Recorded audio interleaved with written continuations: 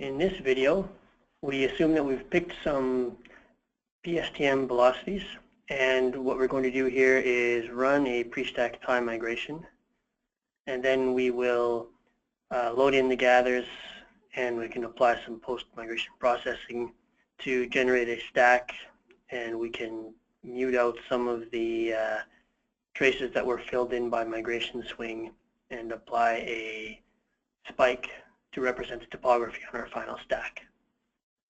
So we assume we've picked some velocities. So now we'll open up PSTM.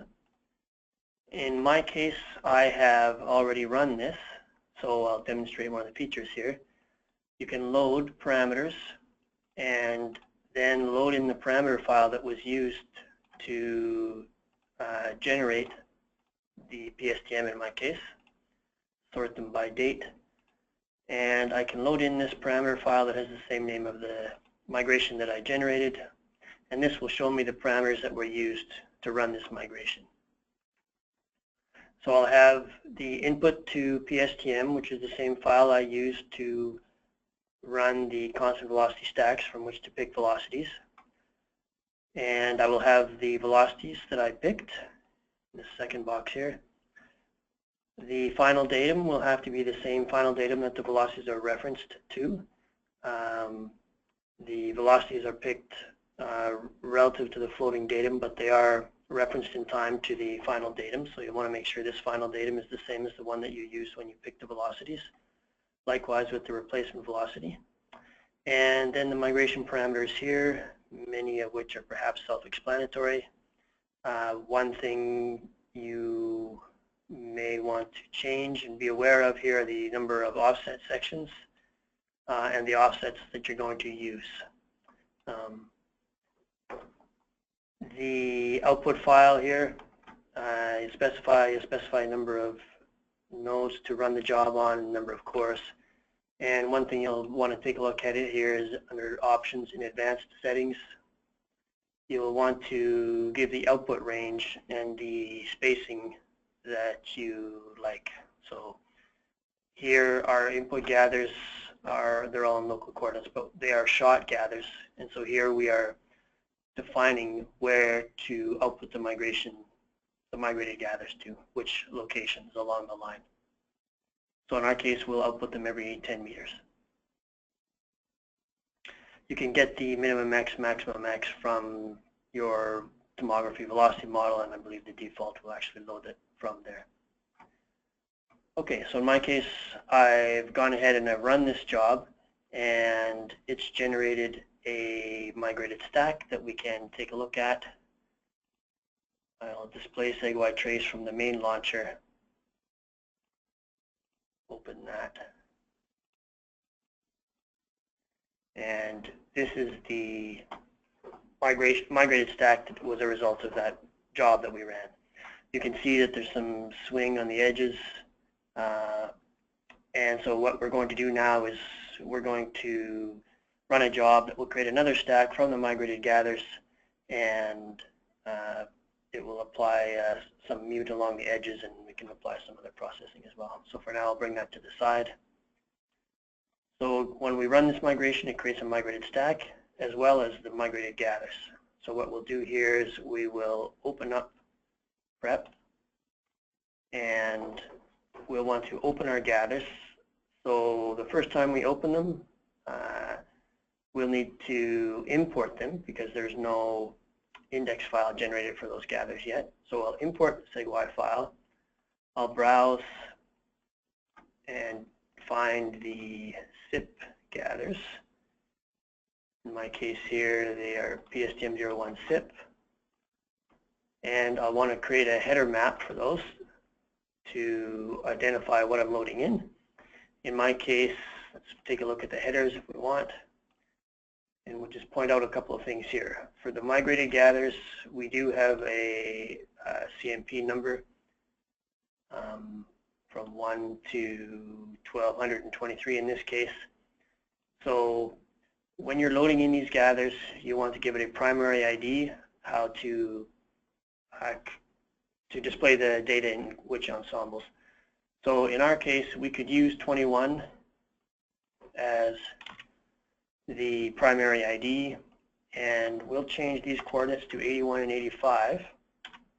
When you run the migration, the output gathers have the output locations in 81 and 85, and they have dummy coordinates in 73 and 77. These coordinates are shifted a certain amount away from the true output locations, and the difference between these coordinates will represent the offset. So it's just something to keep in mind. The output locations coordinates are in 81 and 85 for the migrated stack, as well as for the migrated gathers. So when we load in these SIP gathers, we'll want to point to 81 and 85 for our coordinates. The elevations, since everything has been moved to the final flat datum, we could specify 41 here.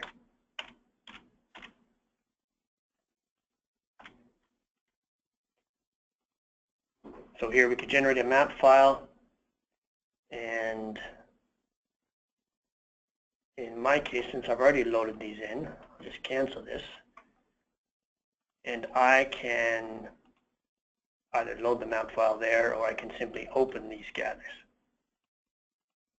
Once you've imported them once, the index file will be generated, and you can then directly open them each time.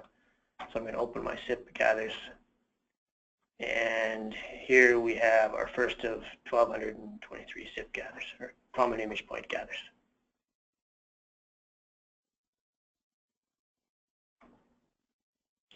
Okay, now we're going to open up the processing sequence. Here I've already got the sequence that I applied to my migrated gathers.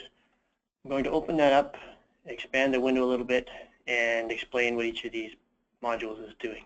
There's quite a few here, so we'll go through them, but in general, what we are doing here is we are simply going to be applying process mute bound, which will get rid of the extra traces that are just migrated swing, or migration swing.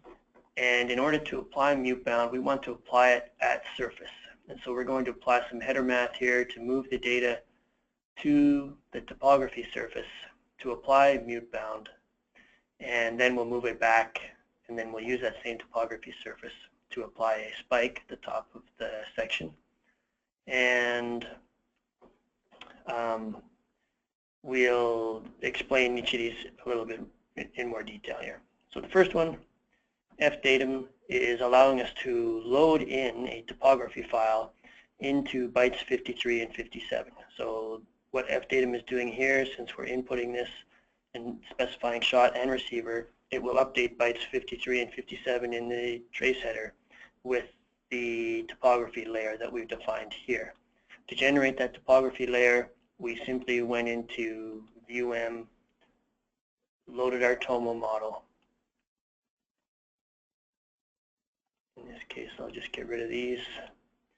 And all we did was put the geometry on the section and built the surface from the receivers, and then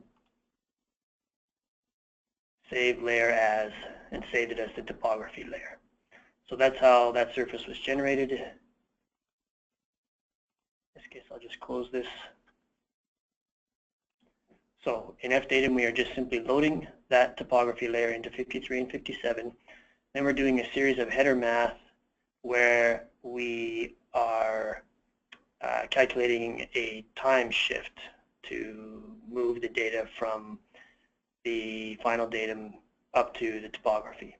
So in this first header math, we are using the information in 53, and it will ignore the input value because that's not turned on. So we're taking the information from 53, dividing it by 100 to account for the scalar that's within the trace header, and we're outputting that to 221. The next header math, we're taking 127 and subtracting, so 127 is the final datum. We are subtracting the value we just had in 221. We're subtracting the topography to get the distance between the two surfaces, outputting that to 221. The next step, we're multiplying it by 2 for two-way time, outputting it to 221 again. Here, we are actually multiplying this by 1,000 to get this in terms of seconds. And then we are dividing by our replacement velocity to get this value in time. Then we can actually do a plot header just to plot that to convince ourselves that we're on the right track. We'll then apply FB shift, which will shift the data by the amount in bytes 221, which is what we just did the header math on. So we're shifting the data there to 221. Then we'll apply mute bound. Mute bound has a couple different purposes. Here we will input the .shot and .trace file of our input to PSTM or any other gather that has the exact number of traces as that, as long as we haven't applied any trace kills or anything in between them. And this is essentially describing the original fold of the data. In the X sequence, we are defining the output locations at which we output the migrated gathers.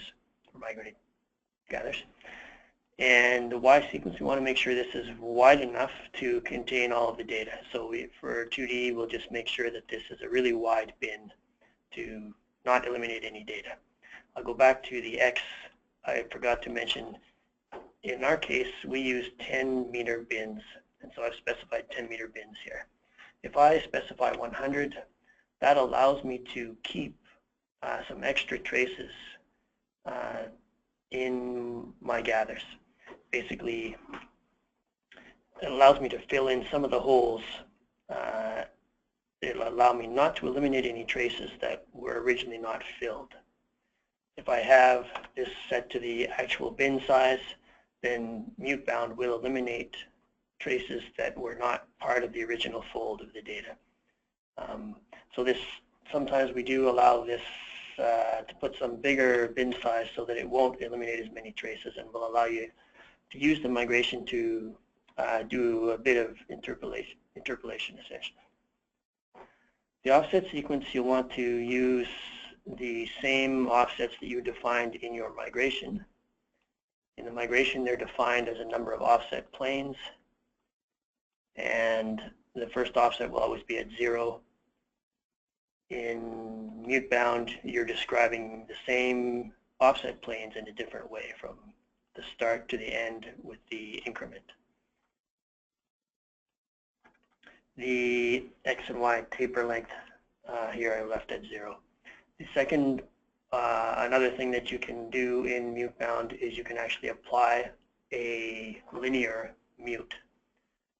So this will actually apply a linear mute based on a velocity. If you choose not to apply that, you would just simply use a velocity that is very high in value, so it won't actually apply any mute.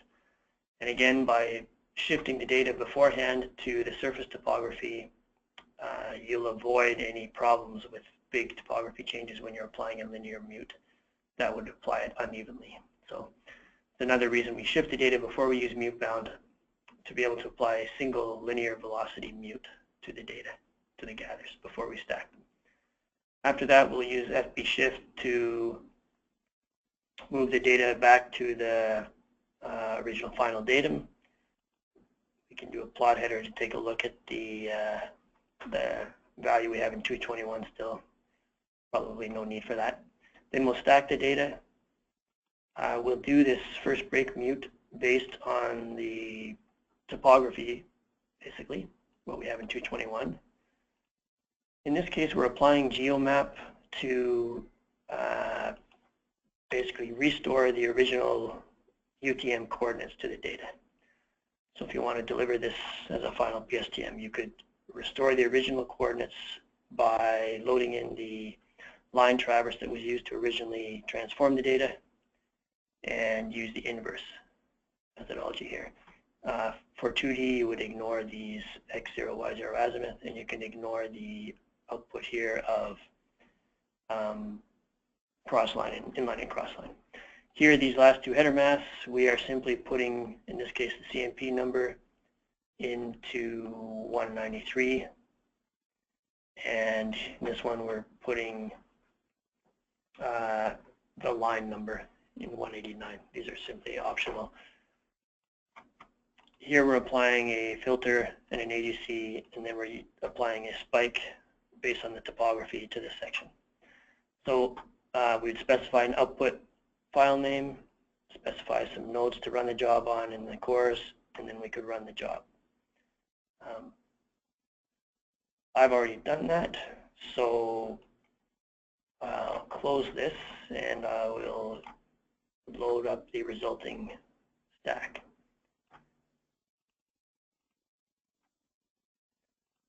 In display SigY,